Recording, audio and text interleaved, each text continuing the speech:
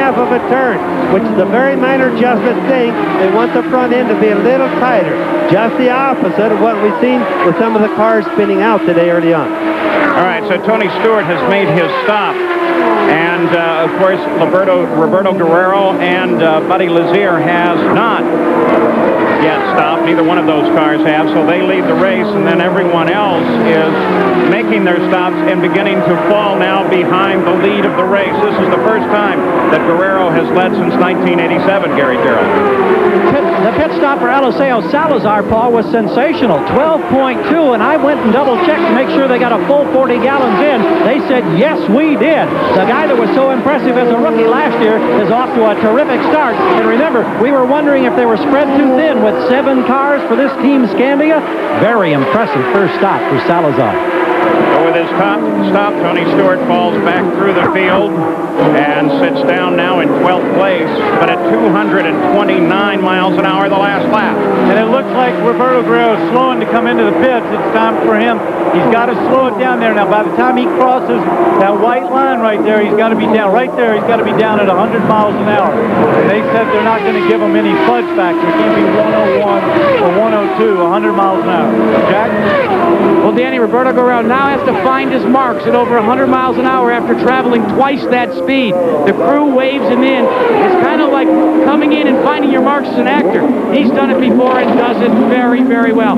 John Barnes calling the shots from the other side of pit wall, said no major changes, no chassis adjustments, just try and clean the radiator inlets out just a little bit, make sure there's no debris. Now they're using an older system, vent system, for their fuel, and they are off and away in 17.1. John Barnes, that was a terrific stop for you guys. A great stop. Yeah, it was great. We'll see what happens. Yeah, but John Barnes has a good crew. He does a real good job. But interesting in comparison with the Salazar stop, 5 seconds faster. Yeah, 5 seconds, don't forget, is about 500 yards on the track. And Bobby, something interesting, Guerrero went out there with stickers on those tires. Those are brand new tires. Yes, you know, that shows, Danny, maybe the thermostatic problem isn't nearly as bad as we wondered about early on, doesn't it? It does, but the one other thing that shows to me is that they don't have all their tires scrubbed in as well. Let's go to Jack. Well, Larry Luyendyk, they are making major chassis adjustments going down a full turn on the front wing. They're having a problem on the right rear. They had a problem finishing off the lug nut. They've completed it. This is a long stop. And remember, guys, all those positions he gained under green flag conditions, they just went away under a green flag stop. So, Arie Luyendyk makes his stop. He's back into the fight. Buddy Lazier is the leader of the race. He has just completed the 40th lap. Arie Luyendyk was in second when he went in, but he will fall back. And we wait now only for the stop of Buddy Lazier.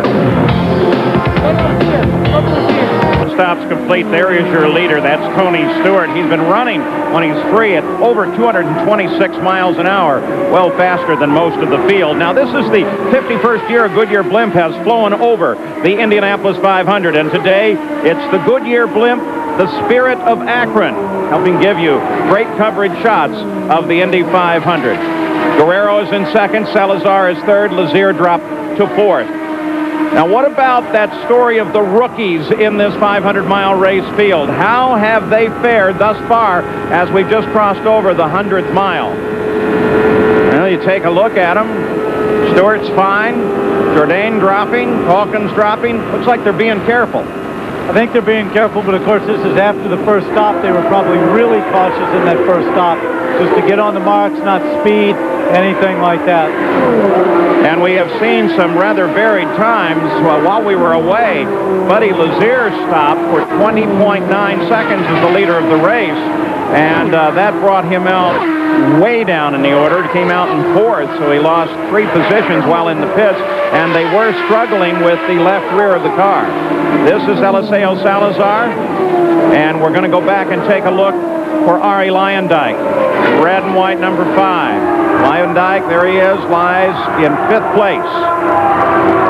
Just moving out. Something interesting from those first stops with Stewart, who took on a full fuel load. He had stopped on lap 31. Lazier stopped on lap 41.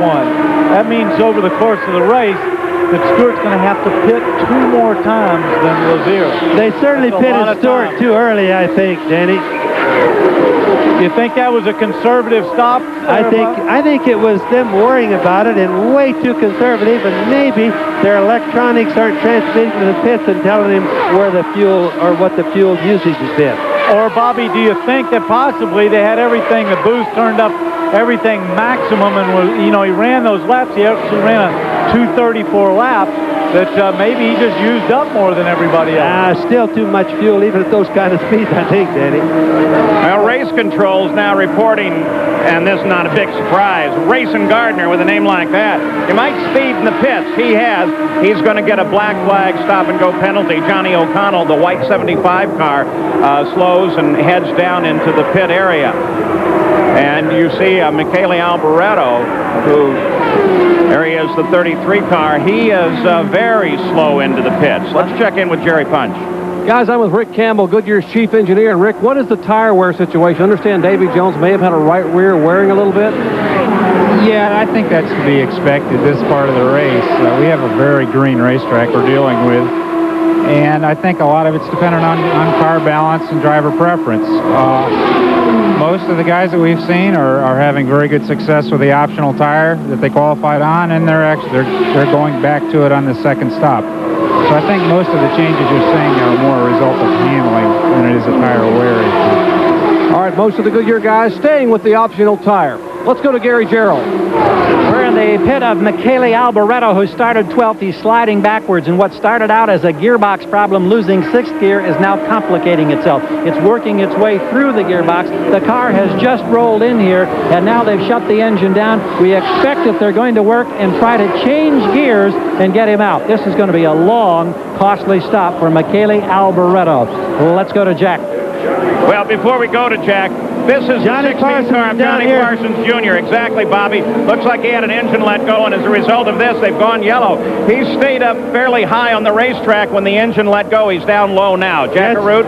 Well, Paul, this is Larry Curry. As that caution came out, I was about to ask him. Wait a minute, first let's get a report here. Stu says he's 4 laps from the scheduled pitch, and he pit when the pit's open. Yes. Well, there you go. I wanted to ask you, Larry, was that call on Tony Stewart, was that conservative on your part, or are you chewing up that much fuel? We're chewing up fuel. We're running race laps at 228, and we're turning the boost out. We're in the tallest gear, but these cool conditions, we're just running so quick right now that... Hey, yeah, but when do you start to get conservative? As long as we keep getting these yellows, this actually helps us. We don't have to get as good a mileage. We figured with the mileage at 230 mile an hour race laps, we only have to get 156 to finish it versus 18, so we can burn some fuel. Now, what he's talking about there is USAC mandates a 1.8 mile per gallon for fuel consumption. They only give all the entrants here 248 gallons of methanol. But with the cautions, you can, as Larry Curry said, turn it up just a little bit in terms of speed. Paul?